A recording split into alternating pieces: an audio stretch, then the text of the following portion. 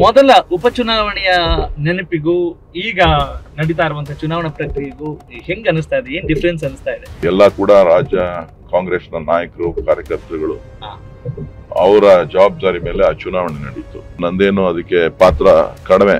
ನಾನು ಯಾವತ್ತೂ ಕೂಡ ಜನರ ಜೊತೆ ಇದ್ದು ಬೆಳೆದವನು. ಬಾಲ್ಯದ ನೆನಪುಗಳನ್ನು ಗಮನಿಸಿದಾಗ ನಿಮ್ಗೆ ಅನ್ಸಿತಾ ಮುಂದೆ ಒಬ್ಬ ಯಶಸ್ವಿ ಜನನಾಯಕನಾಗ್ತೀನಿ ನಾನ್ ಕನ್ಸಲ್ಲೂ ಇಟ್ಕೊಂಡಿರ್ಲಿಲ್ಲ. ನಾನು ರಾಜಕಾರಣಿ ಆಯ್ತೀನಿ, ಎಲೆಕ್ಷನ್ ಗೊತ್ತೀನಿ ಅಂತಾನೆ ಗೊತ್ತಿರ್ಲಿಲ್ಲ. ಪರಿಸ್ಥಿತಿಗೆ ಅನುಗುಣವಾಗಿ ಬದಲಾಗ್ಬೇಕಾಗ್ಬಂತು. ಅಲ್ಲ, ಕಷ್ಟ ಆಯ್ತಾ? ಅಯ್ಯೋ ಏನಪ್ಪ ಎಲ್ಲಿ ಬಂದೆ ಅನ್ನೋ ತರ ಏನಾದ್ರು ಅನ್ಸಿದ್ಯಾ ನಿಮ್ಗೆ? ಖಂಡಿತ ಅನ್ಸಿದೆ, ಈಗ್ಲೂ ಅನ್ಸುತ್ತಾ? ಈಗ್ಲೂ ಅನ್ಸುತ್ತೆ, ಯಾಕೆ ರಾಜಕಾರಣ ಬೇಕಿತ್ತು, ಯಾಕೆ ಬೇಕಿತ್ತು ಅಂತ ಹೇಳಿ. ಇದೊಂದು ಮುಳ್ಳಿನ ಹಾಸಿಗೆ.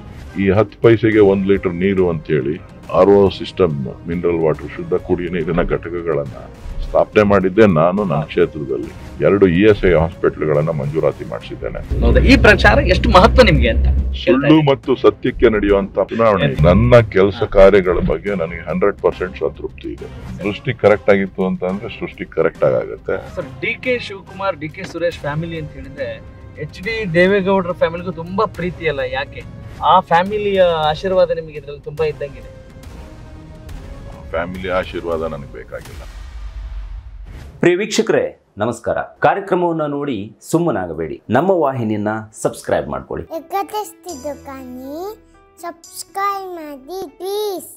ಹಲೋ ನಮಸ್ಕಾರ, ನೀವು ನೋಡ್ತಾ ಇದ್ದೀರಿ ವಿಶೇಷ ಸಂದರ್ಶನ. ನಾನು ನಿಮ್ಮ ರಾಘವ ಸೂರ್ಯ. ಬೆಂಗಳೂರು ಗ್ರಾಮಾಂತರ ಲೋಕಸಭಾ ಕ್ಷೇತ್ರದ ಕಾಂಗ್ರೆಸ್ ಅಭ್ಯರ್ಥಿ, ಹಾಲಿ ಸಂಸದರು DK ಸುರೇಶ್ ನಮ್ ಜೊತೆಗಿದ್ದಾರೆ. ಅವರ ಪ್ರಚಾರ ಕಾರ್ಯ ಯಾವ ರೀತಿ ಸಾಗಿದೆ, ಅವರ ಮುಂದಿನ ಧ್ಯೇಯೋದ್ದೇಶಗಳಿಗೆ ಯಾವ ರೀತಿಯಾದಂತಹ ಶಕ್ತಿ ಸಿಗ್ತಾ ಇದೆ, ಎಲ್ಲವನ್ನು ಕೂಡ ಕೇಳ್ತಾ ಹೋಗೋಣ. ಸರ್ ನಮಸ್ಕಾರ. ನಮಸ್ಕಾರ. ಹೇಗಿದ್ದೀರಿ ಸರ್? ನೋಡಿ, ಎಲೆಕ್ಷನ್ ಮಾಡ್ತಾ ಇದ್ದೀವಿ. ಎಲೆಕ್ಷನ್ ಮಾಡ್ತಾ ಇದ್ದೀರಿ, ಇನ್ನೇನು ಕೆಲವೇ ದಿನಗಳಿದ್ದಾವೆ ಮತದಾನ ಪ್ರಕ್ರಿಯೆಗೆ. ಈಗ ನಿಮ್ಮ ಮತಯಾಚನೆಯ ಕೂಲಿ ಕೆಲಸ ಹೆಂಗ್ಸಾಗಿದೆ? ನಿಮ್ಮ ಮತದಾರ ಧಣಿಗಳು ಯಾವ ರೀತಿ ಉತ್ತರ ಕೊಡ್ತಾ ಇದಾರೆ ತಮ್ಗೆ? ಧಣಿಗಳು ಸಂತೋಷದಿಂದ ಇದ್ದಾರೆ. ಒಳ್ಳೆ ಕೆಲಸ ಮಾಡಿದಾನೆ, ಕೂಲಿ ಕೊಡ್ಬೇಕು ಅಂತ, ಹೆಚ್ಚಿನ ಕೂಲಿಯನ್ನ ಕೊಡ್ತಾರೆ ಅಂತಕ್ಕಂತ ನಿರೀಕ್ಷೆನಲ್ಲಿ ಇದ್ದೀನಿ. ಅಂದ್ರೆ ದಿನದಿಂದ ದಿನಕ್ಕೆ ವಿಶ್ವಾಸ ಜಾಸ್ತಿ ಆಗ್ತಾ ಇದೆ. ಖಂಡಿತ. ಎಸ್ ಸರ್, ಈಗ ನೀವು ಈಗಾಗಲೇ ಹ್ಯಾಟ್ರಿಕ್ ಹೀರೋ ತರ ಆಗಿದ್ದೀರಿ, 3 ಬಾರಿ ಸಂಸದರಾಗಿದ್ದೀರಿ. ಮೊದಲ ಉಪಚುನಾವಣೆಯ ನೆನಪಿಗೂ ಈಗ ನಡೀತಾ ಇರುವಂತಹ ಚುನಾವಣಾ ಪ್ರಕ್ರಿಯೆಗೂ ಹೆಂಗ್ ಅನಿಸ್ತಾ ಇದೆ? ಏನ್ ಡಿಫ್ರೆನ್ಸ್ ಅನಿಸ್ತಾ ಇದೆ ತಮ್ಗೆ? ಬಿಸಿಲೊಂದು ಬಿಟ್ರೆ ಬೇರೇನು ವ್ಯತ್ಯಾಸ ಕಾಣಿಸ್ತಾ ಇಲ್ಲ. ಅಲ್ಲ, ಬಿಸಿಲು ಅವಾಗ್ಲೂ ಇತ್ತಲ್ಲ ಸರ್? ಈ ತರದ್ ಬಿಸಿಲು ಇರ್ಲಿಲ್ಲ. ಸೊ ಅವತ್ತಿನ ಬಿಸಿಲಿಗೂ ಇವತ್ತಿನ ಬಿಸಿಲಿಗೂ ವ್ಯತ್ಯಾಸ ಇದೆ. ಅಷ್ಟ್ ಬಿಟ್ರೆ ಬೇರೇನು ಚುನಾವಣೆನಲ್ಲಿ ಯಾವ್ದು ಏನು ಕಾಣಿಸ್ತಾ ಇಲ್ಲ. ಅಂದ್ರೆ ಆ ಉಪಚುನಾವಣೆಯ ನೆನಪನ್ನ ಜ್ಞಾಪಿಸ್ಕೊಂಡಾಗ ಏನ್ ಅನ್ಸುತ್ತೆ ಸರ್? ಫಸ್ಟ್ ಟೈಮ್ ನಾನು ಈಗ ಚುನಾವಣೆ ಪ್ರವೇಶ ಮಾಡ್ತಾ ಇದ್ದೀನಿ ಅನ್ನೋ ಒಂದು ಭಾವನೆ ಆಗಿತ್ತು. ಚುನಾವಣೆ ಫಸ್ಟ್ ಟೈಮು ನಾನು ಚುನಾವಣೆಗೆ ಅಭ್ಯರ್ಥಿಯಾಗಿ ಕಣಕ್ಕಿಳಿದಾಗ ಸೊ ಎಲ್ಲವೂ ಕೂಡ ಆಕಸ್ಮಿಕವಾಗಿ ಕೇವಲ ಒಂದು 25 ದಿನದಲ್ಲಿ ಎಲ್ಲವೂ ಕೂಡ ಮುಕ್ತಾಯ ಆಗೋಯ್ತು.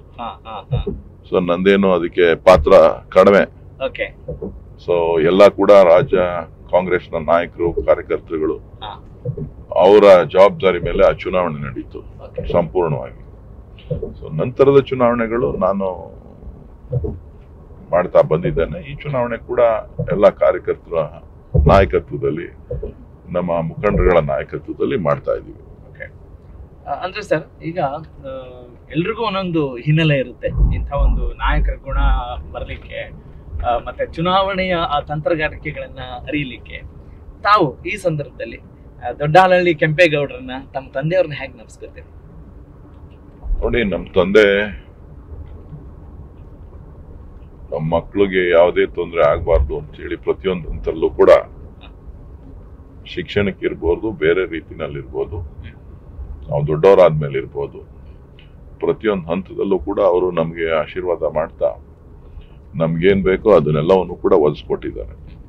ಜೊತೆಗೆ ಹಳ್ಳಿನಲ್ಲಿರೋದ್ ಬೇಡ ಅಂತ ಹೇಳಿ ಬೆಂಗಳೂರು ಕರ್ಕೊಬಂದು ಸೈಟ್ ತಗೊಂಡು, ಇಲ್ಲಿ ಜಮೀನ್ ತಗೊಂಡು ಬೆಂಗಳೂರಲ್ಲಿ ವಾಸ ಮಾಡ್ಲಿ ಅಂತೇಳಿ, ಇಲ್ಲಿ ಉದ್ಯೋಗ, ಇಲ್ಲಿ ಬಿಸ್ನೆಸ್ ಮಾಡ್ಲಿಕ್ಕೆ ಏನೆಲ್ಲ ಬೇಕೋ ಬೆಂಬಲವನ್ನ ಕೊಡ್ತಾ, ಸೊ ಎಲ್ಲನೂ ಕೂಡ ಏನಾರ ಒಂದು ಹೊಸದನ್ನು ಮಾಡ್ಲಿ, ಬೆಳಿಲಿ ಅನ್ನೋ ಅಂತ ದೃಷ್ಟಿಯಿಂದ ಪ್ರೋತ್ಸಾಹವನ್ನ ಕೊಟ್ಟಿದ್ದಾರೆ. ಜೊತೆಗೆ ರಾಜಕೀಯ ಪ್ರವೇಶ ಮಾಡಿದಾಗ್ಲೂ ಕೂಡ, ನಮ್ಮ ಅಣ್ಣ ರಾಜಕೀಯ ಪ್ರವೇಶ ಮಾಡಿದಾಗಿರ್ಬೋದು, ನಾನು ರಾಜಕೀಯ ಪ್ರವೇಶ ಮಾಡಿದಾಗಿರ್ಬೋದು, ಅವರದೇ ಆದಂತಹ ರೀತಿಯಲ್ಲಿ ಎಲ್ಲಾ ತರದ ಸಹಾಯನೂ ಕೂಡ ಮಾಡಿದ್ದಾರೆ, ಎಲ್ಲಾ ತರದಲ್ಲೂ ಕೂಡ. ಯಾಕೆಂತಂದ್ರೆ ನಮ್ಮ ತಾತ ತಾಲೂಕ್ ಬೋರ್ಡ್ ಮೆಂಬರ್ ಆಗಿದ್ರು ಅವತ್ತಿನ ಕಾಲದಲ್ಲಿ. ಅದನ್ನ ಬಳಸ್ಕೊಂಡು ಬೇರೆ ಎಲ್ಲರನ್ನು ಕೂಡ ವಿಶ್ವಾಸಕ್ಕೆ ತಗೊಂಡು ರಾಜಕೀಯನ ಪ್ರವೇಶ ಮಾಡ್ತಾ ಇದ್ದಾನೆ ಅಂತ ಹೇಳಿ ಸಪೋರ್ಟ್ ಮಾಡಿ ನಮ್ಮ ಅಣ್ಣನಿಗೆ ಆ ಚುನಾವಣೆಯಲ್ಲಿ ಬಹಳ ಚಿಕ್ಕ ವಯಸ್ಸಿನಲ್ಲಿ ಚುನಾವಣೆಗೆ ದೇವೇಗೌಡರ ಮೇಲೆ ಸ್ಪರ್ಧಿಸಿದಂತ ಸಂದರ್ಭ. ಸೊ ಆಗ ಎಲ್ಲರೂ ಕೂಡ ನಮ್ಮ ತಂದೆ ಇರ್ಬೋದು, ನಮ್ಮ ತಾಯಿ ಇರ್ಬೋದು, ಬಹಳ ಹೆಚ್ಚಿನ ಜವಾಬ್ದಾರಿಯನ್ನು ತಗೊಂಡು ಕೆಲಸ ಮಾಡಿ ಒಂದು ಪ್ರಯತ್ನವನ್ನ ಮಾಡಿದ್ವಿ. ಯಶಸ್ಸಾಗ್ಲಿಲ್ಲ ಅಂತ ಹೇಳಿ ಅವ್ರು ಯಾವತ್ತೂ ಕೂಡ ಕೈ ಚೆಲ್ಲಿ ಬೇಜಾರು ಮಾಡ್ಕೊಳ್ಳಿಲ್ಲ. ಏನೋ ಮಾಡ್ತಾ ಇದ್ದಾನೆ ಮಾಡ್ಲಿ ಅಂತ ಹೇಳಿ ಪ್ರೋತ್ಸಾಹ ಕೊಟ್ಕೊಂಡು ಬಂದ್ರು. ಎಲ್ಲ ವಿಚಾರಗಳಲ್ಲೂ ಕೂಡ ಬೆನ್ನಿಗೆ ಜೊತೆನಲ್ಲಿ ನಿಂತು ಬೆಂಬಲ ಕೊಡ್ತಾ ಆಶೀರ್ವಾದ ಮಾಡಿ ಬಂದಿದ್ದಾರೆ. ಸೊ ಅವ್ರ ಆಶೀರ್ವಾದದಿಂದ ಇಲ್ಲಿವರೆಗೂ ಬಂದಿದ್ದೀವಿ. ಜ್ಞಾಪಿಸ್ಕೊಳ್ತೀರಿ ನೀವು? ಖಂಡಿತ. ಯಾವ್ದು ಸರ್ಕಾರ ಫಸ್ಟ್ ವೆಹಿಕಲ್ ನಂದು ಟಿವಿಎಸ್ ಚಾಂಪ್ ಕೊಡ್ಸಿದ್ರು. ಅದಾದ 1 ವರ್ಷ 2 ವರ್ಷಕ್ಕೆ ನಾನು RX ಬಂದಿತ್ತು, RX ಕೊಡ್ಸಿ ಅಂತ, ಯಮಾ RX 100. ಅದು ಸ್ಪೀಡ್ ಜಾಸ್ತಿ, ನೀನು ಗಾಡಿಗೆ ಸ್ಪೀಡ್ ಆಗಿ ಓಡಿಸ್ತೀಯ, ನೀನ್ ಕೊಡ್ಸಲ್ಲ ಅಂತ ಗಲಾಟೆ ಮಾಡ್ಕೊಂಡು ಕೊನೆಗೆ ನಮ್ಮ ಅಣ್ಣ ಅದಕ್ಕೆ ಬಜಾಜ್ ಚೇತಕ್ ಸ್ಕೂಟರ್ ಕೊಡ್ಸಿದ್ರು, ಬಜಾಜ್ ಚೇತಕ್. ಸೊ ಅದಾದ್ಮೇಲೆ ಒಂದು SD ಬೈಕ್ ಇತ್ತು ನಮ್ಮ ಅಣ್ಣಂದು. ಆ ಬೈಕ್ ನಾನೇ ರೆಡಿ ಮಾಡಿಸ್ಕೊಂಡು ಅದನ್ನ ನಾನು ಇಟ್ಕೊಂಡಿದ್ದೆ ಓಡಾಡ್ಲಿಕ್ಕೆ ಅಂತ ಹೇಳಿ. ಅವಾಗೆಲ್ಲ ಒಂಥರ ಕ್ರೇಜ್ ಅದು SD ಬೈಕ್. ಅದಾದ್ಮೇಲೆ ಜೀಪು, ಕಾರು. ನಾನು ಬಿಸ್ನೆಸ್ ಮಾಡಕ್ ಶುರು ಮಾಡಿದ್ಮೇಲೆ ಕಾಲೇಜ್ ಮುಗಿದ್ಮೇಲೆ ಜೀಪು ತಕೊಟ್ಟಿದ್ರು, ಜೀಪಲ್ಲಿ ಓಡಾಡ್ಕೊಂಡಿದ್ದೆ. ಅವಾಗ ನಮ್ಮೂರಲ್ಲೆಲ್ಲ ಓಡಾಡ್ಬೇಕು ಅಂದ್ರೆ ರೋಡ್ಗಳು ಅಷ್ಟು ಚೆನ್ನಾಗಿರ್ಲಿಲ್ಲ. ನಾನು ಬಿಸ್ನೆಸ್ಗೆ ಅನುಕೂಲ ಆಗ್ಲಿ ಅಂತ ಜೀಪ್ ಇಟ್ಕೊಂಡಿದ್ದೆ. ಬೆಂಗಳೂರಿಗೆ ಬರಬೇಕು ಅಂದ್ರೆ ಕಾರಲ್ಲಿ ಓಡಾಡ್ತಿದ್ದೆ, ಬಸ್ಸಲ್ಲಿ ಓಡಾಡ್ತಿದ್ದೆ. ಹಿಂಗೆ ಅಂದ್ರೆ ಎಲ್ಲಾ ಜನರ ಜೊತೆ ಬೆರೆಯಕ್ಕೆ ಒಂದು ಅವಕಾಶ ಆಯ್ತು ಆ ಸಂದರ್ಭ. ಹೌದು, ಖಂಡಿತ. ಎಲ್ಲಾ ಸಂದರ್ಭದಲ್ಲೂ ಎಲ್ಲರ ಜೊತೆ ಬೆರೀಲಿಕ್ಕೆ, ಓಡಾಡ್ಲಿಕ್ಕೆ ಅನುಕೂಲ ಆಗ್ತಾ ಇತ್ತು. ಪ್ರತಿನಿತ್ಯ ಇವತ್ತು ಯಾವ ರೀತಿ ಜನರ ಜೊತೆ ಇದ್ದೋ ಅವತ್ತು ಅದೇ ರೀತಿ ಜನರ ಜೊತೆ ಇದ್ದೆ.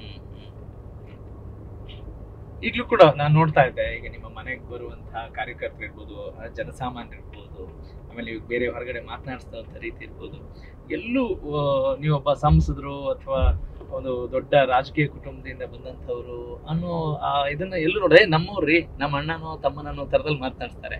ಆ ಒಂದು ಅವಕಾಶ ಇದೆಯಲ್ಲ, ಅದು ಹೆಂಗ್ ಅನ್ಸುತ್ತೆ ನಿಮ್ಗೆ? ನೋಡಿ, ನಾನು ಯಾವತ್ತೂ ಕೂಡ ಈ ಅಧಿಕಾರದ ಮತ್ತು ನನ್ನ ತಲೆಗೆ ಹೋಗಿಲ್ಲ.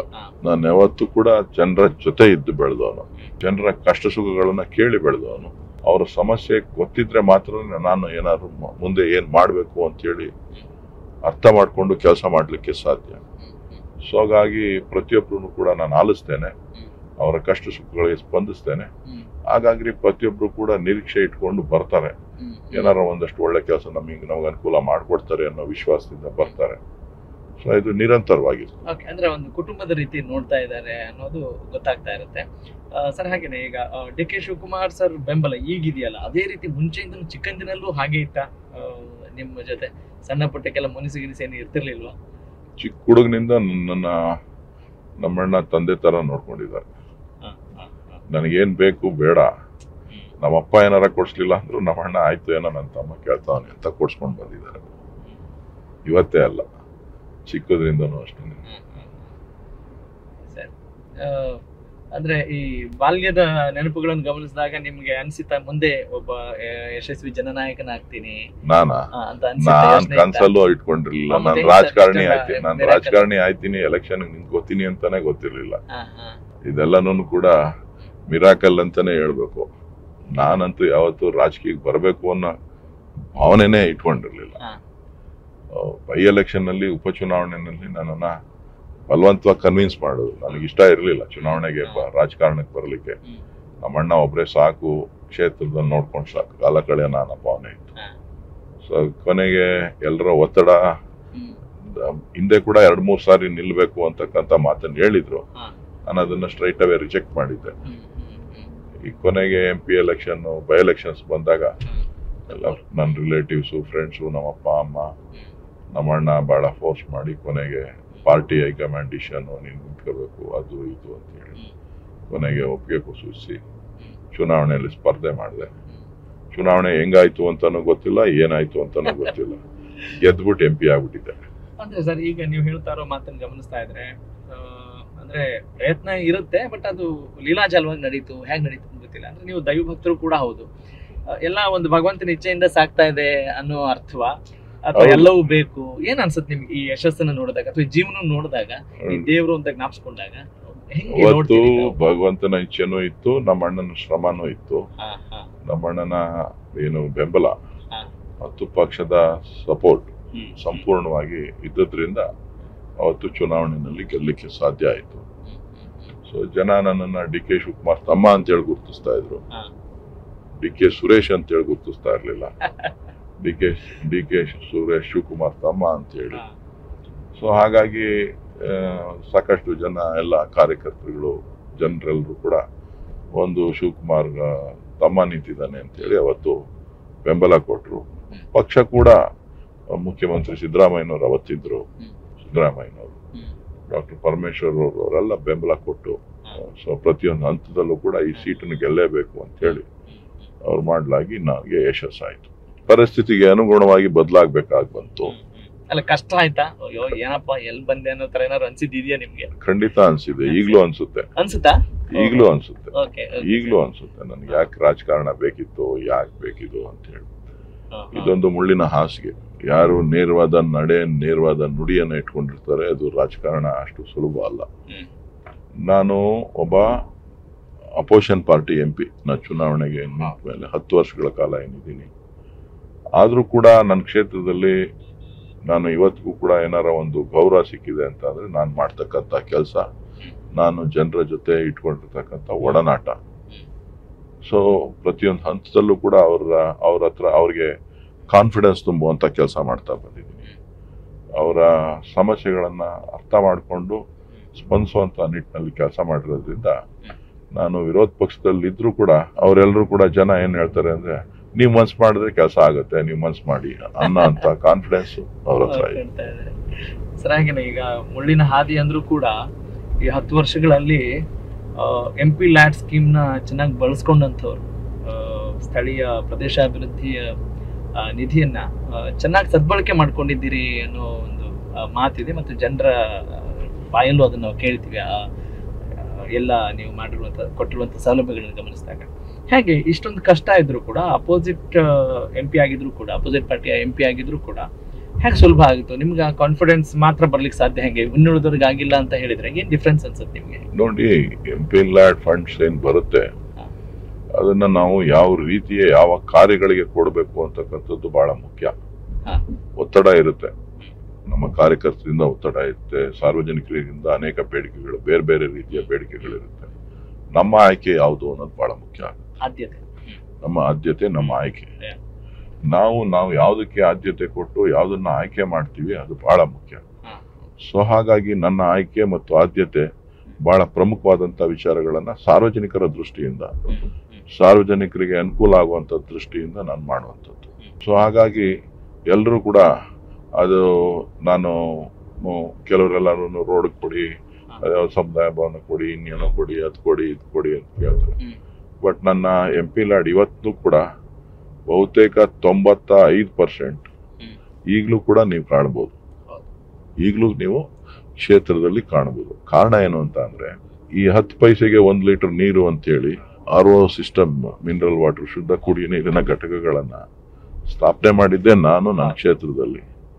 ಸೊ ಹಾಗಾಗಿ ಇಡೀ ಕ್ಷೇತ್ರದ ಜನ ಅದನ್ನ ಗುರುತಿಸ್ತಾರೆ, ಅದನ್ನ ಉಪಯೋಗಿಸ್ತಾ ಇದ್ದಾರೆ. ಉಪಯೋಗಿಸುವಂತದ್ರಲ್ಲಿ ಬಹಳ ಪ್ರಮುಖವಾಗಿ ಸಾರ್ವಜನಿಕರಿಗೆ ಅದರಿಂದ ಲಾಭ ಆಗಿದೆ. ನಾನು ಕೊಟ್ಟಂತ ಕಾರ್ಯಕ್ರಮ ಲಾಭ ಆಗಿದೆ. ಜೊತೆಗೆ ಅದು ಮುಂದಿನ ದಿನಗಳಲ್ಲಿ ಅದಾದ್ಮೇಲೆ ರಾಜ್ಯದಲ್ಲಿ ಅನೇಕರು ಪ್ರಾರಂಭ ಮಾಡಿದ್ರು, ಶುರು ಮಾಡಿದ್ರು ಕ್ಷೇತ್ರಗಳಲ್ಲಿ. ಇಡೀ ರಾಜ್ಯದ ಕಾರ್ಯಕ್ರಮ ಆಯ್ತದು. ಅದಾದ್ಮೇಲೆ ರಾಷ್ಟ್ರದಲ್ಲೂ ಕೂಡ ಅದನ್ನ ಎಲ್ಲ ಕಡೆ ಎಲ್ಲೆಲ್ಲಿ ನೀರಿನ ಇದಿತ್ತು ಅದನ್ನ ಪ್ಲಾಂಟ್ಗಳನ್ನ ಹಾಕೋದಕ್ಕೆ ಶುರು ಮಾಡಿದ್ರು. ಸೊ ಹೀಗೆ ಒಂದಕ್ಕೆ ಒಂದು ಜೋಡಿಸುವಂತ ಕೆಲಸ ಮಾಡ್ತಾ ಒಂದು ಕ್ರಾಂತಿಕಾರಕ ಬದಲಾವಣೆಯನ್ನ ನನ್ನ ಕ್ಷೇತ್ರದಲ್ಲಿ ಶುದ್ಧ ಕುಡಿಯುವ ನೀರಿನ ಮುಖಾಂತರ ತಂದೆ. ಆರೋಗ್ಯ ಮತ್ತು ಒಳ್ಳೆ ನೀರು. ಇಲ್ಲಿ ನಮ್ಮ ಜಿಲ್ಲೆನಲ್ಲಿ ಕೇಂದ್ರೀಯ ವಿದ್ಯಾಲಯ ಇರಲಿಲ್ಲ, ಒಂದು ಕೇಂದ್ರೀಯ ವಿದ್ಯಾಲಯ ಮಾಡಿಸಿದ್ದೇನೆ. ನವೋದಯ ಶಾಲೆ ಇರಲಿಲ್ಲ, ನವೋದಯ ಶಾಲೆ ಸ್ಯಾಂಕ್ಷನ್ ಮಾಡಿಸಿ ಅದು ಕೂಡ ನಡೀತಾ ಇದೆ. 2 ESI ಹಾಸ್ಪಿಟಲ್ಗಳನ್ನ ಮಂಜೂರಾತಿ ಮಾಡಿಸಿದ್ದೇನೆ. ಒಂದು ಹಾರೋಳ್ಳಿ ಕೈಗಾರಿಕಾ ಪ್ರದೇಶದಲ್ಲಿ 200 ಬೆಡ್ ಹಾಸ್ಪಿಟ್ಲು, ಮತ್ತೊಂದು ಆನೇಕಲ್ ತಾಲೂಕಿನಲ್ಲಿ 200 ಬೆಡ್ ಹಾಸ್ಪಿಟ್ಲು. ಅವೆರಡೂ ಕೂಡ ನಡೀತಾ ಇದೆ. ಅದು ಬೊಮ್ಮಸಂದ್ರ ಇಂಡಸ್ಟ್ರಿಯಲ್ ಆನೇಕಲ್ ತಾಲೂಕಲ್ಲಿರೋದು ಇಷ್ಟೊತ್ತಿಗೆ ಕೆಲಸ ನಡಿಬೇಕಾಗಿತ್ತು, ಮುಗಿಯೋಟಕ್ಕೆ ಬರಬೇಕಾಗಿತ್ತು. ಕೆಲವರು ತಕರಾರು ಮಾಡಿಕೊಂಡು ಆ ಜಾಗನ ಒತ್ತುವರಿ ಮಾಡಿದ್ರು. ಸೊ ಅದನ್ನ ತೆರವುಗೊಳಿಸ್ಲಿಕ್ಕೆ ಅನೇಕ ಬಾರಿ ಕಳೆದ ಸರ್ಕಾರದ ಅವಧಿನಲ್ಲಿ ಪ್ರಯತ್ನ ಮಾಡಿದ್ದೆ, ಆಗಿರಲಿಲ್ಲ. ನಮ್ಮ ಸರ್ಕಾರ ಬಂದಿದ ತಕ್ಷಣ ಅದನ್ನ ಕ್ಲಿಯರ್ ಮಾಡಿಸಿ ಕಾಂಪೌಂಡ್ ಹಾಕ್ಸಿದ್ದೇನೆ. ಅವರೆಲ್ಲರೂ ಕೂಡ ಈಗ ಅದನ್ನ ಎಸ್ಟಿಮೇಟ್ ಮಾಡಿದ್ದಾರೆ, ಟೆಂಡರ್ ಕರೆಯೋ ಹಂತದಲ್ಲಿದೆ 2 ಕೂಡ. ಸೊ ESI ಹಾಸ್ಪಿಟಲ್ಸ್ 2 ಮಾಡಿದ್ದೀನಿ. ಕೋವಿಡ್ ಸಂದರ್ಭದಲ್ಲಿ ಕ್ರಿಮಿಟೋರಿಯಂಗಳ ಅವಶ್ಯಕತೆ ಇದೆ ಅಂತ ಅನ್ನಿಸ್ತು. ಆಗ ನಾನು ನಮ್ಮೆಲ್ಲ ತಾಲೂಕುಗಳಲ್ಲಿ ತಾಲೂಕು ಹೆಡ್ ಕ್ವಾರ್ಟರ್ಸ್ ಅಲ್ಲಿ ಎಲೆಕ್ಟ್ರಿಕಲ್ ಕ್ರಿಮಿಟೋರಿಯಂ ಮಾಡಬೇಕು ಅಂತ ಹೇಳಿ ಎಲ್ಲ ತಾಲೂಕುಗಳಲ್ಲೂ ಒಂದೊಂದು ಎಲೆಕ್ಟ್ರಿಕಲ್ ಕ್ರಿಮಿಟೋರಿಯಂ ಮಾಡಿಸಿದೆ. ಸೊ ಒಂದ್ ಸ್ವಲ್ಪ ವಿನೂತನವಾದಂತ ಬಸ್ ಶೆಲ್ಟರ್ ಮಾಡೋಣ ಅಂತ ಹೇಳಿ ಹೊಸದಾಗಿ ಒಂದು ಬಸ್ ಶೆಲ್ಟರ್ಸ್ನ ಮಾಡಿದ್ದೀನಿ. ನೀವೆಲ್ಲರೂ ಹೋಗ್ತಾ ನೋಡ್ಬೋದು.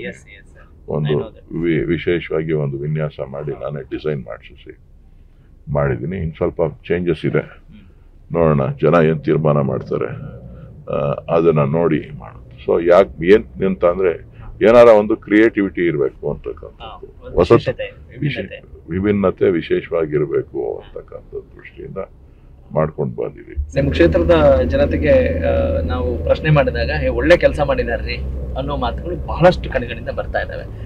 ಈ ಪ್ರಚಾರದ ಮಹತ್ವ DK ಸುರೇಶ್ ಅವರಿಗೆ ಎಷ್ಟರ ಮಟ್ಟಿಗೆ ಇದೆ? ಯಾವ ಪ್ರಚಾರ? ಹೀಗೆ ಚುನಾವಣಾ ಪ್ರಚಾರದಲ್ಲಿ ಎಷ್ಟು ಮಹತ್ವ ಅನ್ಸುತ್ತೆ? ಈಗ ನೀವು ಆಲ್ರೆಡಿ ಎಲ್ಲಾ ಕೆಲಸ ಕಾರ್ಯಗಳನ್ನ ಮಾಡ್ಬಿಟ್ಟಿದ್ರಿ. ಒಂದು ಪರೀಕ್ಷೆ ಅಂತ ಹೇಳಿದ್ರೆ ಎಕ್ಸಾಮ್ಗೆಲ್ಲ ಓದ್ಬಿಟ್ಟಿದ್ದೀರಿ, ಹೌದಾ? ಈ ಪ್ರಚಾರ ಎಷ್ಟು ಮಹತ್ವ ನಿಮ್ಗೆ ಅಂತ? ಸುಳ್ಳು ಮತ್ತು ಸತ್ಯಕ್ಕೆ ನಡೆಯುವಂತ ಚುನಾವಣೆ ಸ್ಪರ್ಧೆ ಅಂತೀರಿ. ಸುಳ್ಳು ಹೇಳೋರ್ ಮಧ್ಯೆ ಸತ್ಯ ಹೇಳಿ ಕೆಲಸ ಮಾಡೋರ್ ಮಧ್ಯೆ ನಡೆಯುವಂತ ಚುನಾವಣೆ ಇದು. ಅಂದ್ರೆ ಸುಳ್ಳಿಗೆ ಶಕ್ತಿ ಇದೆ ಅಂತೀರಾ ಸರ್? ಸುಳ್ಳು ಜನರು ಹೊತ್ತೊತ್ತು ಊಟ ಮಾಡೋದು ನಿದ್ದೆ ಮಾಡೋದನ್ನ ನಾವು ನೋಡ್ತಾ ಇರ್ತೀವಿ, ಆದ್ರೆ ಜನನಾಯಕರಿಗೆ ಅದಷ್ಟು ಸಾಧ್ಯವಾಗಿರೋದಿಲ್ಲ. ಯಾಕಿಂತ ಸ್ಟ್ರೆಸ್ ಬೇಕು DK ಸುರೇಶ್ ಅವರಿಗೆ? ಈಗ ಹೇಳ್ತಿರ್ತಾರೆ ಕೆಲವೊಂದ್ ಕಡೆ, ನಾನು ಗಮನಿಸ್ತಾ ಇದ್ದೆ, ಆರೋಗ್ಯದಲ್ಲಿ ಸ್ವಲ್ಪ ಏರುಪೇರು ಆದ್ರೆ ಸಹಜವಾಗೇ ಇರುತ್ತೆ. ಒಂದು ಯಾವಾಗ ಊಟ ಮಾಡ್ತೀವಿ ಗೊತ್ತಾಗಲ್ಲ ಅಂತ ಹೇಳಿ. ಇಷ್ಟೆಲ್ಲ ಇದ್ದು ಕೂಡ ಯಾಕೆ ನಿಮ್ಗೆ ವಾಟ್ ಈಸ್ ಡ್ರೈವಿಂಗ್ ಯು ಅಂತ?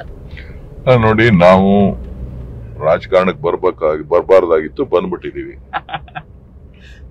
ನಮ್ಮ ಆದ್ಯತೆ ಮೊದಲು ಜನರ ಕಷ್ಟ ಸುಖಗಳನ್ನು ನೋಡ್ತಕ್ಕಂಥದ್ದು.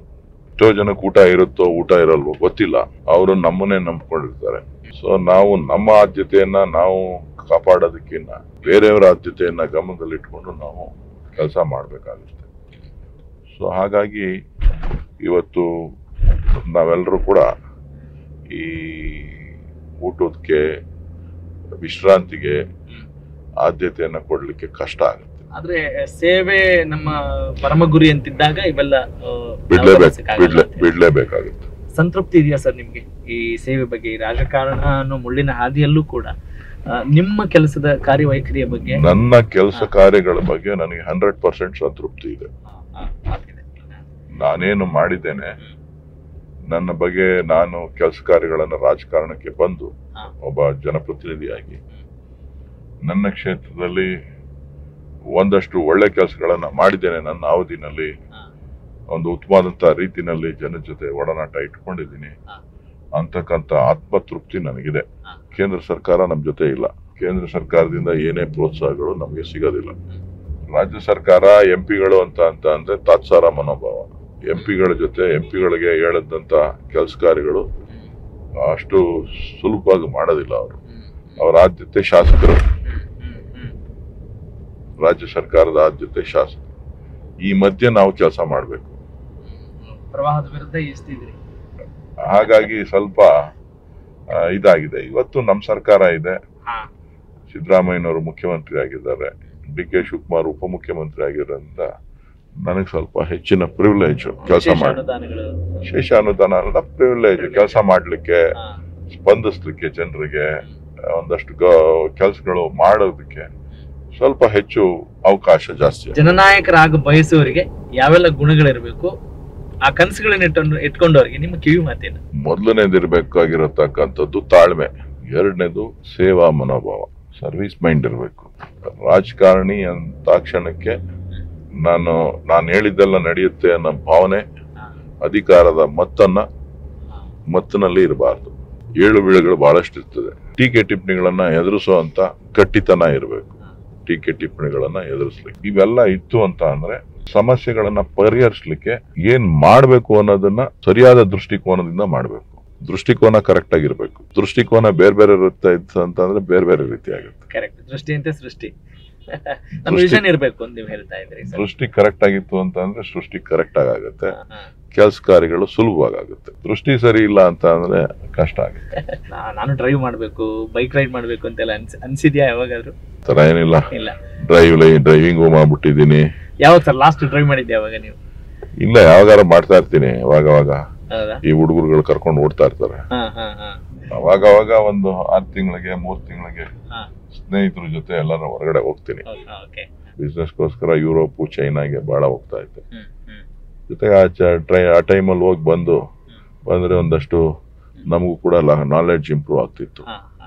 ಸೊ ಅಲ್ಲಿಯ ವ್ಯಾಪಾರ ವ್ಯವಹಾರ, ಅಲ್ಲಿಯ ಪರಿಸ್ಥಿತಿಗಳು, ಅಲ್ಲಿ ಯಾವ ರೀತಿ ಕಲ್ಚರು, ಅಲ್ಲಿರ್ತಕ್ಕಂಥ ಇನ್ಫ್ರಾಸ್ಟ್ರಕ್ಚರು ಇವೆಲ್ಲ ಕೂಡ ಆಗಿದ್ದುಂಟು. ಅದೆಲ್ಲ ನೋಡಿ ಸ್ವಲ್ಪ ಕಲ್ತಿದ್ದೇನೆ. ಸರ್, ಡಿ.ಕೆ. ಶಿವಕುಮಾರ್, ಡಿ.ಕೆ. ಸುರೇಶ್ ಫ್ಯಾಮಿಲಿ ಅಂತ ಹೇಳಿದ್ರೆ ಎಚ್.ಡಿ. ದೇವೇಗೌಡರ ಫ್ಯಾಮಿಲಿಗೂ ತುಂಬಾ ಪ್ರೀತಿ ಅಲ್ಲ, ಯಾಕೆ ಇದು?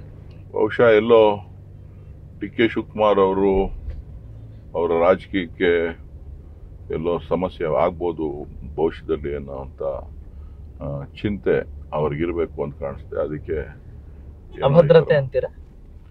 ಅಭದ್ರತೆ ಅಂತ ಗೊತ್ತಿಲ್ಲ. ಒಟ್ಟಿನಲ್ಲಿ ಅವ್ರು ನೋಡುವಂಥದ್ದು, ಅವ್ರು ಮಾತಾಡುವಂಥದ್ದನ್ನೆಲ್ಲ ನೋಡಿದ್ರೆ ಬಹುಶಃ ಅವರು ಬೇರೆ ರೀತಿನಲ್ಲೇ ಚಿಂತನೆಯನ್ನ ಮಾಡ್ತಾ ಇದ್ದಾರೆ ಅಂತ ಕಾಣಿಸ್ತದೆ. ಈ ಮುಂಚೆ ನೀವು ಒಂದು ಮಾತು ಹೇಳಿದ್ರಿ, ರಾಜಕಾರಣಕ್ಕೆ ಬರಬೇಕು ಅಂದ್ರೆ ತಾಳ್ಮೆ ಇರಬೇಕು, ಟೀಕೆ ಟಿಪ್ಪಣಿಗಳನ್ನು ಎದುರಿಸುವಂತ ಶಕ್ತಿ ಬೇಕು ಅಂತ. ಬಹುಶಃ ಆ ಫ್ಯಾಮಿಲಿಯ ಆಶೀರ್ವಾದ ನಿಮಗೆ ಇದ್ರಲ್ಲಿ ತುಂಬಾ ಇದ್ದಂಗಿದೆ. ಫ್ಯಾಮಿಲಿ ಆಶೀರ್ವಾದ ನನಗೆ ಬೇಕಾಗಿಲ್ಲ. ಆ ಫ್ಯಾಮಿಲಿ ಆಶೀರ್ವಾದ ನಾನು ಕೇಳೋದು ಇಲ್ಲ. ಫ್ಯಾಮಿಲಿ ಆಶೀರ್ವಾದ ನನಗೆ ಬೇಕು. ಅಂದ್ರೆ ಟೀಕೆ ಟಿಪ್ಪಣಿಗಳಿಂದ ನೀವು ಬಹಳಷ್ಟು ಸ್ಟ್ರಾಂಗ್ ಆಗಿದ್ದೀರಿ ಅಂತ ನನ್ನ ಅನಿಸಿಕೆ. ನೋಡಿ, ನಮ್ಗೆ ಚಿಕ್ಕದ್ರಿಂದಲೂ ಕೂಡ ನಮ್ಮ ತಂದೆ ತಾಯಿಗಳು ಬೆಳೆಸಿದಂತ ದಾರಿ, ನಾವು ನಡೆದು ಬಂದಂತ ದಾರಿ, ನಾವೇನು ಪ್ರಧಾನಮಂತ್ರಿ ಮಕ್ಕಳಾಗ್ಲಿ ಮುಖ್ಯಮಂತ್ರಿ ಮಕ್ಕಳಾಗ್ಲಿ ಅಲ್ಲ. ನಮ್ಮಣ್ಣನೂ ಕೂಡ ಒಬ್ರು ಸಾಮಾನ್ಯ ಕುಟುಂಬದಿಂದ ಬಂದಂತವ್ರು. ನಾವು ಸಾಮಾನ್ಯ ಕುಟುಂಬದಿಂದ ಬಂದು ಇವತ್ತು ರಾಜಕಾರಣವನ್ನ ಪ್ರಾರಂಭ ಮಾಡಿ ವಿದ್ಯಾರ್ಥಿ ದಶೆಯಿಂದನೇ ರಾಜಕಾರಣಕ್ಕೆ ಬಂದವರು. ಅವರು TAPCMS ಡೈರೆಕ್ಟರ್ ಆಗಿದ್ದಂಥವ್ರು, ಸಹಕಾರಿ ಕ್ಷೇತ್ರದಲ್ಲಿ ಕೆಲಸ ಮಾಡಿದವರು.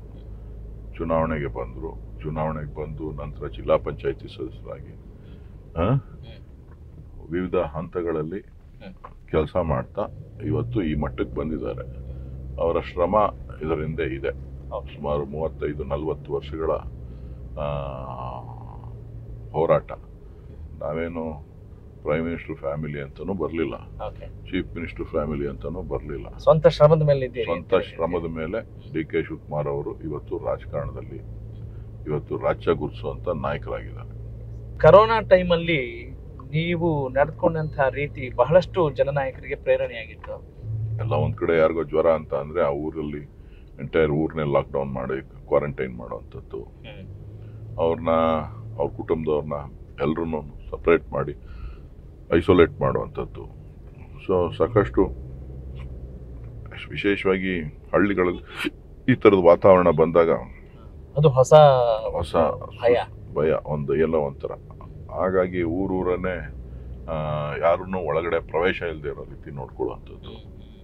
ಯಾರೇ ಬೆಂಗಳೂರಿಂದ ಅದೇ ಸ್ವಂತ ಊರವ್ರು ಬಂದ್ರು ಕೂಡ ಅವ್ರನ್ನ ಪ್ರವೇಶಕ್ಕೆ ಅವ್ರನ್ನೆಲ್ಲರನ್ನೂ ಕೂಡ ಆಚೆ ಇಡುವಂತ ಪ್ರಯತ್ನಗಳು.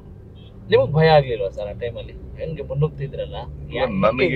ನನಗೆ ನೋಡಿ, ನನಗೆ ಆ ಸಂದರ್ಭದಲ್ಲಿ ನಾನು ಕೆಲಸ ಮಾಡಬೇಕು ಅಂತ ಹೇಳಿ ನಾನು ಸ್ವ ಇಚ್ಛೆಯಿಂದ ನನಗೆ ಆ ಸಂದರ್ಭದಲ್ಲಿ ಜನರ ಜೊತೆ ಇರಬೇಕು ಅಂತ ಹೇಳಿ ನಾನು ಏನು ಕೂಡ ಲೆಕ್ಕಿಸದೆ ನಾನು ಪ್ರತಿನಿತ್ಯ ಅವರ ಸಮಸ್ಯೆಗಳನ್ನ ಆಲಿಸ್ತಾ ಅವ್ರ ಕಷ್ಟಗಳ ಜೊತೆ ಬೆರೆತು ಅವ್ರೇನೇನು ಎಲ್ಲೆಲ್ಲಿ ಏನೇನು ಆಗ್ಬೇಕು ಅನ್ನೋದನ್ನ ಪ್ರತಿಯೊಂದು ಹಂತದಲ್ಲೂ ಕೂಡ ನಾನು ಹೋಗಿ ಬಂದು ಅವರ ಯೋಗಕ್ಷೇಮನ ವಿಚಾರಿಸ್ತಾ ಅಧಿಕಾರಿಗಳ ಜೊತೆ ಚರ್ಚೆ ಮಾಡಿ ಆಸ್ಪತ್ರೆಗಳಲ್ಲಿ ಆಗ್ಬೇಕಾದಂತ ಸವಲತ್ತುಗಳು, ಸಮಸ್ಯೆಗಳು, ಜನಕ್ಕೆ ಸ್ಯಾನಿಟೈಸರ್ ಅಂದ್ರೆ ಏನು ಗೊತ್ತಿರ್ಲಿಲ್ಲ, ಮಾಸ್ಕ್ ಅಂದ್ರೆ ಏನು ಅಂತ ಗೊತ್ತಿರ್ಲಿಲ್ಲ, ಇಮ್ಯುನಿಟಿ ಡ್ರಗ್ಸ್ ಅಂದ್ರೆ ಏನು ಅಂತ ಗೊತ್ತಿರ್ಲಿಲ್ಲ.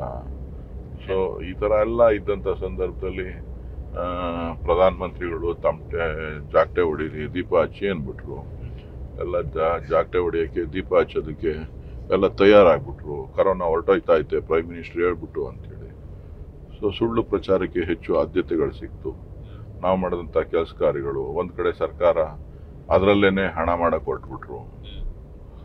ಆ ಸುಳ್ಳು ಪ್ರಚಾರಕ್ಕೆ ವಿದ್ಯಾವಂತರು ಎಲ್ಲೋ ಹೋಗೊಟ್ಟಿದ್ದಾರೆ ಅನ್ನೋ ತರ ಏನಾದ್ರು ಅನಿಸ್ತಿದ್ಯಾ ತಮಗೆ? ಅನ್ಸಿದ್ಯಾ? ಖಂಡಿತ ಅನ್ಸಿದೆ. ಅವ್ರಿಗೆ ಇನ್ನೂ ಕೂಡ ರಿಯಾಲಿಟಿನೇ ಅರ್ಥ ಆಗಿಲ್ಲ.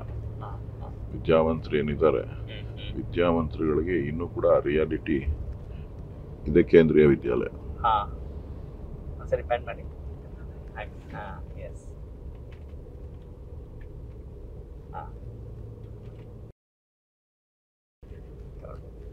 ಡಿ ಕೆ ಸುರೇಶ್ ಅವರ ನಿಷ್ಠುರತನ, ನೇರವಾದಿತನ, ಪ್ಲಸ್ ಮೈನಸ್?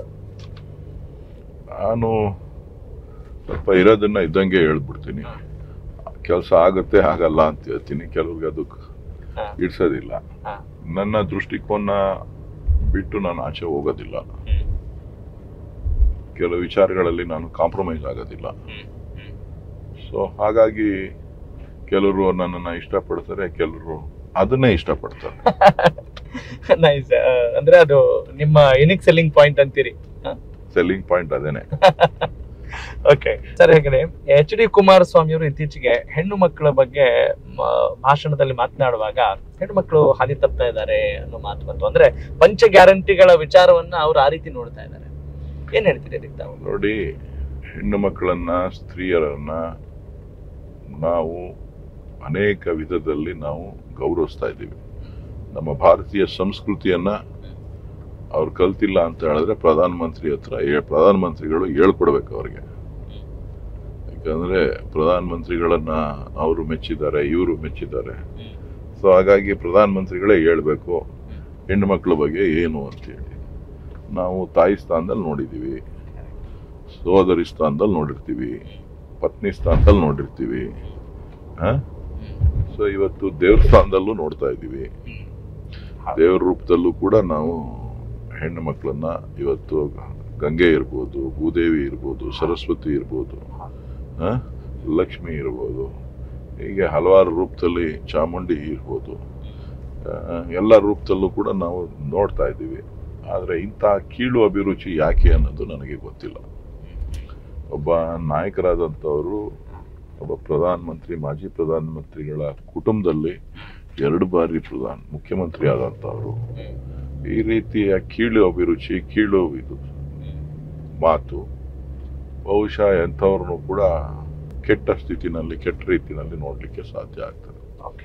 ಈಗ ಅವ್ರು ಹೇಳಿರುವಂತ ಹೇಳಿಕೆಗಳು ಎಲ್ಲೋ ಒಂದ್ ಕಡೆ ಮಹಿಳಾ ಕುಲಕ್ಕೆ ಮಾಡಿದಂತ ಅಪಮಾನ, ಕೀಳ ಅಭಿರುಚಿಯನ್ನ ಇಟ್ಕೊಂಡು ಈ ರೀತಿ ಹೇಳಿಕೆಗಳನ್ನ ಹೇಳಿದ್ದಾರೆ. ಅವ್ರ ವೈಯಕ್ತಿಕವಾಗಿ ಅವ್ರು ಏನ್ ಬೇಕಾದ್ರೂ ಅವರ ಹೆಣ್ಮಕ್ಳನ್ನ ಅವ್ರು ಯಾವ ರೀತಿ ಬೇಕಾದ್ರೂ ಅದು ಹೇಳ್ಕೊಳ್ಳಿ ವೈಯಕ್ತಿಕವಾಗಿ. ಆದ್ರೆ ಸಾರ್ವಜನಿಕವಾಗಿ ಈ ರೀತಿ ಮಾಡುವಂಥದ್ದು, ಹೇಳಿಕೆ ಕೊಡುವಂಥದ್ದು, ಸೊ ಇಡೀ ಸ್ತ್ರೀ ಕುಲ ಇವತ್ತು ಅದಕ್ಕೆ ಉತ್ತರ ಕೊಡಬೇಕು ಅಂತ ಹೇಳಿ ಭಾವಿಸ್ತೇನೆ. ಯಾವಾಗ್ಲೂ ಅಷ್ಟೇ ಮೈತ್ರಿ ಅಂತ ಹೇಳ್ಬೋದು, ಹೊಂದಾಣಿಕೆ ಅನ್ನೋದು ಒಂದು ಒಗ್ಗಟ್ಟು ಅಂತ ಪರಿಗಣಿಸ್ತಾರೆ. ಬಿಜೆಪಿ ಜೆಡಿಎಸ್ ಮೈತ್ರಿ ತಮ್ಗೇನ್ ಅನ್ಸುತ್ತೆ? ಅವರ ಒಗ್ಗಟ್ಟು ನಿಮ್ಗೆ ಬಿಕ್ಕಟ್ಟಾಗಿ ಪರಿಣಮಿಸಬಹುದಾ ಅಥವಾ ತಾವ್ ಹೇಗೆ ನೋಡ್ತೀರಿ ಅದನ್ನ? ಇಲ್ಲ, ಇದೇನು ಎಕ್ಸ್ಪೆಕ್ಟೆಡ್. ಅವರ ಅಸ್ತಿತ್ವ ಉಳಿಸ್ಕೊಳ್ಳಿಕ್ಕೆ ಮೈತ್ರಿಯನ್ನು ಮಾಡ್ಕೊಂಡಿದ್ದಾರೆ ಅಷ್ಟೇ. ಈ ರಾಜ್ಯದ ಜನರ ಹಿತ ದೃಷ್ಟಿಯಿಂದ ಆಗ್ಲಿ, ದೇಶದ ಜನರ ದೃಷ್ಟಿಯಿಂದ ಆಗ್ಲಿ ಅಲ್ಲ. ಇಬ್ಬರ ಮೈತ್ರಿ ಅವರ ಲಾಭಕ್ಕೋಸ್ಕರ ಮಾಡಿರ್ತಕ್ಕಂಥದ್ದು. ಜನ ಕಂಗಾಲಾಗಿದ್ದಾರೆ. ಪ್ರಧಾನಮಂತ್ರಿಗಳ ಭರವಸೆಗಳು ಈಡೇರಿಲ್ಲ, ಅವ್ರು ಕೊಟ್ಟ ಮಾತುಗಳು ನಡೆದಿಲ್ಲ. ಸೊ ಇವತ್ತು ಜೀವನ ಬದುಕು ನಡೆಸುವಂಥದ್ದು ದುಬಾರಿ ಆಗ್ತಾ ಇದೆ ಪ್ರತಿಯೊಬ್ಬರಿಗೂ ಕೂಡ. ಮಹಿಳೆಯರಿಗಿರ್ಬೋದು, ಕಾರ್ಮಿಕ ವಲಯಕ್ಕಿರ್ಬೋದು, ರೈತರಿಗಿರ್ಬೋದು, ಅಥವಾ ಉದ್ಯೋಗಸ್ಥರಿಗಿರ್ಬೋದು, ವ್ಯಾಪಾರಸ್ಥರಿಗಿರ್ಬೋದು, ಎಲ್ರಿಗೂ ಕೂಡ ಈಗ ದುಬಾರಿ ಆಗಿದೆ. ಸೊ ಈ ದುಬಾರಿಯ ಮಧ್ಯೆ ಜೀವನ ನಡೆಸ್ತಾ ಇದ್ದಾರೆ. ಸೊ ಎಲ್ಲೋ ಒಂದ್ ಕಡೆ ಅವರಿಗೆ ಬದಲಾವಣೆ ಆಗ್ಬೇಕು ಅನ್ನೋಂಥ ಮನಸ್ಥಿತಿ ಬಂದಾಗಿದೆ. ಸೊ ಭಯದ ವಾತಾವರಣದಲ್ಲಿ ಇದ್ದಾರೆ. ಮೈತ್ರಿ ಮಾಡ್ಕೊಂಡಿದ್ದಾರೆ ಅಂತೀರಿ? ಅವ್ರು ಮೈತ್ರಿ ಮಾಡ್ಕೊಂಡಿರೋದು ಬೇರೆ, ಜನನೇ ಭಯದ ವಾತಾವರಣದಲ್ಲಿದ್ದಾರೆ. ಯಾಕೆಂದ್ರೆ ಈ IT, ED, CBI ಎಲ್ಲದಕ್ಕೂ ಕೂಡ ಅದನ್ನ ಬಳಸಿ ಉಪಯೋಗಿಸ್ತಾರಲ್ಲ, ಆ ಭಯ ಇವ್ರಿಗೂ ಇದೆ. ಹಾಗಾಗಿ ಅಲ್ಲಿ ಹೊಂದಾಣಿಕೆ ಇದೆ. ಸರ್, ಈಗ ಮೈತ್ರಿ ಅನ್ನೋದು ಎಲ್ಲವೂ ರಾಜಕೀಯ ಲಾಭಕ್ಕೋಸ್ಕರ ಎಲ್ಲರೂ ಮಾಡ್ತಾರೆ. ಈಗ ಇದಕ್ಕೆ ಹೊರತಾಗಿ ಹೆಂಗೆ INDI ಅಲಯನ್ಸ್ ಇದೆ ಅಂತೀರಿ ತಾವು, ಅಲ್ಲೂ ಲಾಭಕ್ಕೋಸ್ಕರನೇ? ಲಾಭ ಅನ್ನೋದಕ್ಕಿಂತ ನಾವೊಂದು ಈ ದೇಶದಲ್ಲಿ ತತ್ವ ಸಿದ್ಧಾಂತಗಳನ್ನ ಇಟ್ಕೊಂಡು ಚುನಾವಣೆಯನ್ನ ಎದುರಿಸ್ತಾ ಇದ್ದೀವಿ. ನಾವು ತತ್ವ ಸಿದ್ಧಾಂತಗಳನ್ನ ಇಟ್ಕೊಂಡು ನಾವೇನು ಮಾಡಬೇಕು, ಈ ದೇಶ ಯಾವ ರೀತಿ ಮುನ್ನಡಿಬೇಕು, ಈ ಎಲ್ಲ ಕಾರಣಗಳನ್ನ ಇಟ್ಕೊಂಡು ನಾವು ಚುನಾವಣೆಯನ್ನ ಎದುರಿಸ್ತಾ ಇದ್ದೀವಿ. ರಾಜ್ಯಕ್ಕೆ ರಾಹುಲ್ ಗಾಂಧಿ ಅವರ ಆಗಮನ ಆಗ್ತಾ ಇದೆ. ಏನೇನ್ ನಿರೀಕ್ಷೆ ಮಾಡ್ತಿದ್ರಿ? ಎಷ್ಟು ಮಹತ್ವ ಅಂತ ಅನ್ಸುತ್ತೆ? ಎಷ್ಟು ಶಕ್ತಿ ತುಂಬುತ್ತೆ? ಆಮೇಲೆ ಈ ನ್ಯಾಯಗಳಿಗೆ ಸಂಬಂಧಪಟ್ಟ ನಾರಿ ನ್ಯಾಯ, ಯುವ ನ್ಯಾಯ, ಶ್ರಮಿಕ್ ನ್ಯಾಯ, ಭಾಗಿದಾರಿ ನ್ಯಾಯ, ಈ ಆಶ್ವಾಸನೆಗಳು ಎಷ್ಟರ ಮಟ್ಟಿಗೆ ಮುಂದಿನ ಹಂತದಲ್ಲಿ ಈಡೇರಬಹುದು ಅನ್ನೋ ನಿರೀಕ್ಷೆ ತಮಗಿದೆ? ನೋಡಿ, ಈ ನ್ಯಾಯಗಳನ್ನ ಯಾತಕ್ಕೆ ನಾವು ಕೊಟ್ಟಿದ್ದೇವೆ ಅಂತ ಹೇಳಿದ್ರೆ, ಜನ ಯಾವ ಸಮಸ್ಯೆಗಳನ್ನ ಎದುರಿಸ್ತಾ ಇದ್ದಾರೆ ಆ ಸಮಸ್ಯೆಗಳಿಗೆ ಪರಿಹಾರವನ್ನ ಕೊಡೋ ನಿಟ್ಟಿನಲ್ಲಿ ನಾವು ಈ ಒಂದು ನ್ಯಾಯ ಯೋಜನೆಯನ್ನ, ಪಂಚ ನ್ಯಾಯಗಳನ್ನ ನಾವು ದೇಶದ ಜನರ ಮುಂದೆ ಇಟ್ಟು, ಹೆಣ್ಮಕ್ಳಿಗೆ 1 ಲಕ್ಷ ರೂಪಾಯಿ. ಯಾಕೆ ಅಂತ ಅಂದ್ರೆ ಹೆಣ್ಮಕ್ಳ ಜೀವನ ನಡೆಸೋದು ಬಹಳ ಕಷ್ಟ ಆಗ್ತಾ ಇದೆ, ಕುಟುಂಬ ನಿರ್ವಹಣೆ ಕಷ್ಟ ಆಗ್ತಾ ಇದೆ, ನಿರುದ್ಯೋಗ ಯುವಕರ ಸಮಸ್ಯೆ ಜಾಸ್ತಿ ಆಗ್ತಾ ಇದೆ, ಎಂಪ್ಲಾಯ್ಮೆಂಟ್ ರೇಟು ಜಾಸ್ತಿ, ಸೃಷ್ಟಿ ಇಲ್ಲ, ಅದು ಜಾಸ್ತಿ ಆಗ್ತಾ ಇದೆ. ಸೊ ಸಾಮಾಜಿಕವಾಗಿ ಎಲ್ಲಾ ರಾಜ್ಯಗಳಲ್ಲೂ ಕೂಡ ಒಂದಷ್ಟು ಸಾಮಾಜಿಕ ಬದಲಾವಣೆ ಆಗ್ಬೇಕು ಅನ್ನೋಂತ ವಿಚಾರಗಳು ಚರ್ಚೆನಲ್ಲಿದೆ. ಸೊ ಹಾಗಾಗಿ ಎಲ್ಲ ವಿಚಾರಗಳನ್ನ ಇಟ್ಕೊಂಡು ನ್ಯಾಯ ಯೋಜನೆಯನ್ನ ಅನುಷ್ಠಾನ ಮಾಡಲಿಕ್ಕೆ ಇವತ್ತು ನಮ್ಮ ಇಂಡಿಯಾ ಒಕ್ಕೂಟ ಮುಂದೆ ಬಂದಿದೆ. ಓಕೆ, ಈಗ ಪಾಲುದಾರಿಕೆ ನ್ಯಾಯದ ಬಗ್ಗೆ ಒಂದಿಷ್ಟು ಸ್ಪಷ್ಟನೆ ಕೊಡ್ಬೋದಾ? ಅಂದ್ರೆ ಎಲ್ಲ ಜಾತಿ ಸಮುದಾಯದವರಿಗೆ ಸಮಾನವಾದಂತಹ ಆರ್ಥಿಕ ಸೌಲಭ್ಯ ಸಿಗ್ಬೇಕು ಅಂತ ಹೇಳ್ತಾ ಇದ್ರಲ್ಲ, ಅದ್ರ ಬಗ್ಗೆ ಒಂದಿಷ್ಟು ವಿವರಣೆ ಸಿಗ್ಬೋದು? ಅದೇನಾಗುತ್ತೆ, ಈಗ ಎಲ್ಲ ವರ್ಗಗಳಲ್ಲೂ ಕೂಡ ಆರ್ಥಿಕ ಸಮಾನತೆಯನ್ನ ಕಾಣಬೇಕು ಅಂತಕ್ಕಂಥದ್ದು, ಸಾಮಾಜಿಕ ಸಮಾನತೆಯನ್ನ ಕಾಣಬೇಕು ಅಂತ. ಆರ್ಥಿಕ ಸಮೀಕ್ಷೆ, ಜಾತಿ ಸಮೀಕ್ಷೆ, ಆರ್ಥಿಕ ಸಮೀಕ್ಷೆ, ಜಾತಿ ಸಮೀಕ್ಷೆ ಇವೆರಡೂ ಆದಾಗ ಇದು ಹೊರ ಬರ್ತದೆ. ಅದು ನಿಜವಾದ ಸಬ್ಕಾ ಸಾಥ್ ಸಬ್ಕಾ ವಿಕಾಸ್ ಅಂತೀರ ತಾವು? ಅವರ ಸಬ್ಕಾ ಸಾಥ್ ಸಬ್ಕಾ ವಿಕಾಸ್ ಅಂತ ಅವ್ರು ಹೇಳಿದ್ದಾರೆ, ಆದ್ರೆ ನಾವು ಮಾಡ್ಲಿಕ್ಕೆ ಹೊರಟಿದ್ದೇವೆ. ಅವ್ರು ಹೇಳದ್ದನ್ನ ನಾವು ಮಾಡ್ತಾ ಇಲ್ಲ. ನಮ್ಮ ತತ್ವ ಸಿದ್ಧಾಂತನೇ ಅದು. ಸರ್ವ ಜನಾಂಗದ ಶಾಂತಿಯ ತೋಟ ನಮ್ಮ ತತ್ವ. ಅಂದ್ರೆ ಕಾಂಗ್ರೆಸ್ ಅಂತ ಹೇಳಿದ ತಕ್ಷಣ ಬಡವರ ಪರ, ನಿರ್ಗತಿಕರ ಪರ ಅನ್ನೋ ಮಾತಿದೆ. ಅವ್ರಿಗಷ್ಟೇ ಆದ್ರೆ ಸಾಕ, ದೊಡ್ಡ ದೊಡ್ಡ ಶ್ರೀಮಂತರಿಗೆ ಕಾಂಗ್ರೆಸ್ನ ಅವಶ್ಯಕತೆ ಇಲ್ಲ ಅಂತ ಅರ್ಥ ಇಲ್ಲ. ನಾವು ಕೆಳ ಹಂತದಿಂದ ಮೇಲ್ ಬರ್ಬೇಕು ಅಂತ ಶ್ರೀಮಂತರನ್ನ ನಾವೇನ್ ಬೇಡ ಅಂತ ಹೇಳೋದಿಲ್ಲ. ಅವ್ರಿಗೂ ಕೂಡ ನಾವು ಕಾರ್ಯಕ್ರಮಗಳನ್ನು ಕೊಟ್ಟಿದ್ದೇವೆ, ಅವ್ರನ್ನು ಕೂಡ ಅವ್ರಿಗೂ ಕೂಡ ಎಲ್ಲ ಮಾನ್ಯತೆಗಳನ್ನ ಕೊಟ್ಟಿದ್ದೇವೆ. ಸೊ ಅವರಿದ್ರೇನೆ ಉದ್ಯೋಗಗಳ ಸೃಷ್ಟಿ ಆಗೋದು. ಅವರಿಗೂ ಕೂಡ ಎಲ್ಲ ರೀತಿಯ ಬೆಂಬಲವನ್ನ ಕಾಂಗ್ರೆಸ್ ಪ್ರತಿಯೊಂದು ಹಂತಲ್ಲೂ ಕೊಟ್ಟಿದೆ, ನೆಹರು ಕಾಲದಿಂದನೂ ಕೊಟ್ಕೊಂಡು ಬಂದಿದೆ. ಈ ನರೇಗಾ ಅಂತ ಬಂದ್ರೆ ನೀವು ಬಹಳಷ್ಟು ಅದರಲ್ಲಿ ಮುತುವರ್ಜಿ ವಹಿಸಿ ಕೆಲಸ ಮಾಡಿದಿರಿ, ಅದರ ಅನುಭವದ ಬಗ್ಗೆ ಒಂದೆರಡು ಮಾತಾಡಬಹುದಾ? ನೋಡಿ, ನರೇಗಾ ಅಂತಕ್ಕಂಥದ್ದು ಗ್ರಾಮೀಣ ಪ್ರದೇಶದಲ್ಲಿ ಒಂದು ಬದುಕನ್ನ ಬದಲಾವಣೆ ಮಾಡುವಂತ ಒಂದು ಕಾನೂನು. ರೈತರ ಬದುಕನ್ನ ಬದಲಾವಣೆ ಮಾಡ್ತಕ್ಕಂಥದ್ದು, ಕೂಲಿ ಕಾರ್ಮಿಕರ ಬದುಕನ್ನ ಬದಲಾವಣೆ ಮಾಡ್ತಕ್ಕಂಥದ್ದು, ಅವರು ವಲಸೆ ಹೋಗೋದನ್ನ ತಡಿಬೇಕು ಅಂತಕ್ಕಂಥ ಮೂಲ ಉದ್ದೇಶದಿಂದ ಉದ್ಯೋಗ ಖಾತ್ರಿ ಯೋಜನೆಯನ್ನ ಡಾಕ್ಟರ್ ಮನಮೋಹನ್ ಸಿಂಗ್ ಅವರು ಜಾರಿಗೆ ತಂದರು. ಸೊ ಇವತ್ತು ಲಕ್ಷಾಂತರ ಕೋಟ್ಯಾಂತರ ಜನಕ್ಕೆ ಉದ್ಯೋಗಗಳು ಸೃಷ್ಟಿ ಆಗ್ತಾ ಇದೆ, ಗ್ರಾಮೀಣಾಭಿವೃದ್ಧಿ ಆಗ್ತಾ ಇದೆ. ಸೊ ಗ್ರಾಮೀಣಾಭಿವೃದ್ಧಿ ಆಯ್ತು ಅಂದ್ರೆ ಈ ದೇಶದ ಅಭಿವೃದ್ಧಿ ಖಂಡಿತ ಆದಂಗೆ. ನಿಮ್ಮ ನೆಚ್ಚಿನ ರಾಜಕಾರಣಿ ಯಾರು ಸರ್? ನನ್ನ ನೆಚ್ಚಿನ ರಾಜಕಾರಣಿ DK ಶಿವಕುಮಾರ್. ತಮ್ಮ ನೆಚ್ಚಿನ ನಾಯಕ ನಟ ಯಾರು, ಸಿನಿಮಾ ನಟ ಯಾರು? ಡಾಕ್ಟರ್ ರಾಜ್ಕುಮಾರ್. ಓಕೆ, ನಿಮ್ಗೆ ಅತಿ ಹೆಚ್ಚು ಕ್ರೇಜ್ ಯಾವುದು? ಬಟ್ಟೆ, ವಾಚು ಅಂತ ನೋಡಿದಾಗ ಯಾವುದು ತಮಗೆ? ನಾನು ಆತರ ಏನಿಲ್ಲ, ಆದ್ರೂ ಬಟ್ಟೆಗಳ ಬಗ್ಗೆ ವ್ಯಾಮೋಹ ಅಂತ ಕೇಳಿದ್ದೀನಿ ನಾನು. ಆತರ ಏನಿಲ್ಲ, ಬಟ್ಟೆ ನಾನು ಪರ್ಟಿಕ್ಯುಲರ್ ಏನಿಲ್ಲ, ಯಾವ್ದಕ್ಕೂ ನಾನು ಪರ್ಟಿಕ್ಯುಲರ್ ಇಲ್ಲ. Okay, adjustable. ದೇವ್ರ ಏನ್ ಕೊಡ್ತಾನೆ ಅದನ್ನು ಊಟ ಮಾಡ್ತೀನಿ, ದೇವ್ರಿಗೆ ಅವತ್ ಏನ್ ಸಿಗುತ್ತೆ ಅದನ್ನ ನೋಡ್ತೀನಿ. ಇಂಥದ್ದೇ ಊಟ ತಿಂಡಿ ಪರ್ಟಿಕ್ಯುಲರ್. ಸೂಪರ್ ಸರ್, ತುಂಬಾ ಖುಷಿ ಆಯ್ತು ನಿಮ್ ಜೊತೆ ಮಾತಾಡಿ, ನಿಮ್ಮ ಮಂದಾರದ ಮಾತುಗಳನ್ನು ಹಂಚ್ಕೊಂಡಿದ್ದೀರಿ. ನಿಮ್ಮ ವೋಟರ್ಸ್ಗೆ ಈ ಮೂಲಕ ಏನ್ ಹೇಳಕ್ ಬಯಸ್ತೀರಿ? ನಾನು ಈ ಕ್ಷೇತ್ರದಲ್ಲಿ ನಿಮ್ ಜೊತೆ ಕೆಲಸ ಮಾಡಿದ್ದೀನಿ, ನಿಮ್ಮ ಕಷ್ಟ ಸುಖಗಳಲ್ಲಿ ನಾನಿದ್ದೀನಿ. ಈ ಕ್ಷೇತ್ರದ ಅಭಿವೃದ್ಧಿಗೆ ನಾನ್ ಮಾಡಿರುವಂತ ಕೆಲಸ ಕಾರ್ಯಗಳಿಗೆ ನನಗೆ ತಾವು ಆಶೀರ್ವಾದ ಮಾಡಬೇಕು ಅಂತ ಹೇಳಿ ಈ ಮೂಲಕ ನಾನು ತಮ್ಮಲ್ಲಿ ಪ್ರಾರ್ಥಿಸ್ತೇನೆ. ಇವತ್ತು ನಿಮ್ಮ ಆರ್ಥಿಕ ಹೊರೆಯನ್ನ ನೀಗಿಸ್ಲಿಕ್ಕೆ ನಾವು ಗ್ಯಾರಂಟಿಗಳನ್ನ ಅನುಷ್ಠಾನ ಮಾಡಿದ್ದೀವಿ. ಮುಂದೆನೂ ಕೂಡ ಈ ಕ್ಷೇತ್ರದ ಅಭಿವೃದ್ಧಿಗೆ ನಾನು ನಿಮ್ ಪರವಾಗಿ ನಿಂತು ಹೋರಾಟ ಮಾಡ್ತೇನೆ. ಕನ್ನಡಿಗರ ಧ್ವನಿಯಾಗಿ ಕೆಲಸ ಮಾಡ್ತೇನೆ. ಕರ್ನಾಟಕದ ಕನ್ನಡಿಗರಾಗುವಂತ ಅನ್ಯಾಯದ ವಿರುದ್ಧ ನಿಮ್ ಜೊತೆ ಕೈ ಜೋಡಿಸ್ತೇನೆ. ದಯವಿಟ್ಟು ಮತ್ತೊಮ್ಮೆ ನನಗೆ ಅವಕಾಶ ಮಾಡಿ ಅಂತ ಹೇಳಿ ಈ ಮೂಲಕ ತಮ್ಮಲ್ಲಿ ಪ್ರಾರ್ಥಿಸ್ತೇನೆ. ಧನ್ಯವಾದಗಳು. Thank you so much sir. Thanks for joining us. ಇದು ಡಿ ಕೆ ಸುರೇಶ್ ಅವರ ಮನದಾಳದ ಮಾತುಗಳು. ನಮಸ್ಕಾರ.